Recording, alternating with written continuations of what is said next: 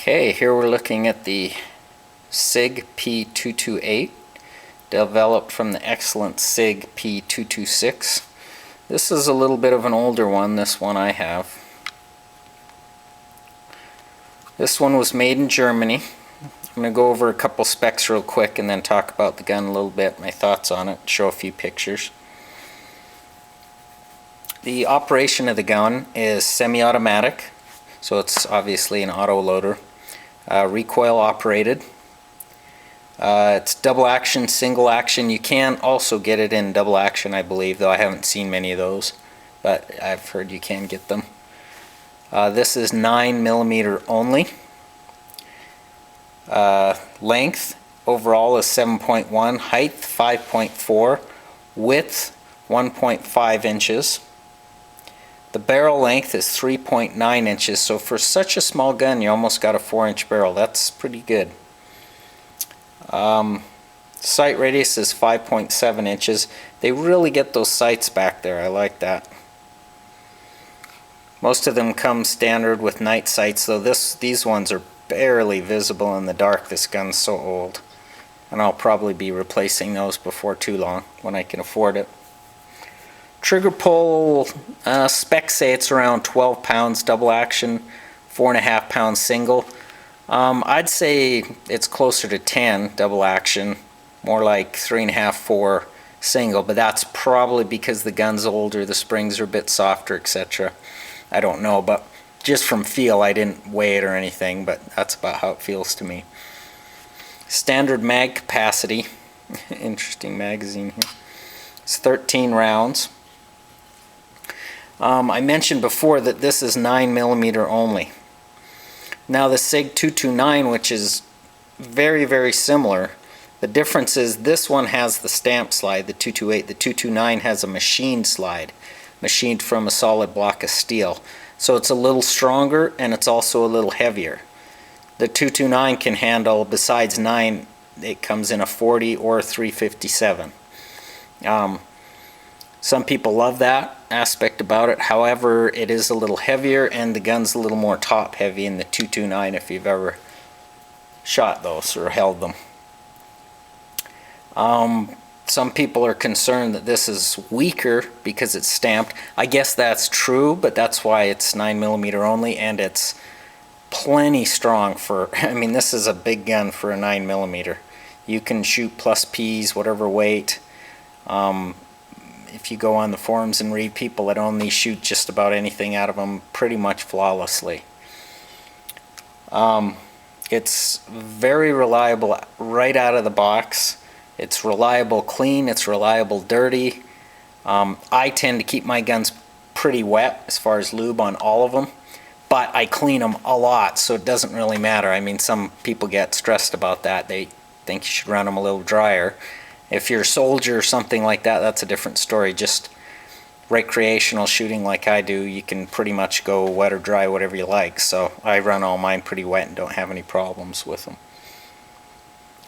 Reliability is just, you know, I can't say enough about it. It could be matched by other SIGs. The Beretta 92, probably the Glocks certainly are going to be up there about the same, if not slightly better, but they're all those models are extremely, extremely reliable. This gun's been used by law enforcement, the feds, military. It's been very popular on the civilian market. You don't just see these in the stores too often anymore. You do occasionally see the newer ones with the rail. I think those are made here or partially made in the States. I'm not sure on that, but downsides of the gun, the finish is not very good. Everybody knows that. It wears really easy. When I first got this, I thought about, you know, ooh, I want to get it camoed or Dura-coated with a tan or maybe in dark earth color or something, but the more I saw other people's online, the more I just liked the look of it with that nice wear on there. And I live in a pretty dry state, so rust really isn't a big issue here. So I just keep it clean and it seems to be just fine. The trigger return spring, I'll put a picture down here in the corner or something while I'm talking about that.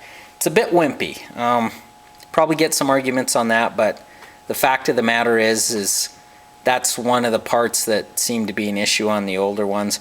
This one still has the original trigger return spring, and I couldn't even guess at the round count through this gun. Tens of thousands of rounds easily. I've put thousands of rounds through it myself, and it's just fine, the trigger return spring. Yeah, it doesn't pop back real strong, but you know, maybe that's why the trigger's a little lighter, but I haven't had a problem with it at any rate. And another negative, possibly the size. It's a bit blocky. Kind of the same issue you get arguing with Glocks. They're awesome guns, but you know, the size, blockiness, I find them a bit big. I have very small hands. I've mentioned that in a lot of my videos, and so for me this Hogue slip-on grip here is gigantic. My wife loves it. It fits her hand great. For me it's a little big, but I've left it on there. It seems to do just fine. Takedown on this gun, it's standard SIG takedown. You just rotate that. Slide comes right off. That's the takedown lever there. Then pop out your spring and guide rod and barrel. Very simple. Put it back together, it's the same thing.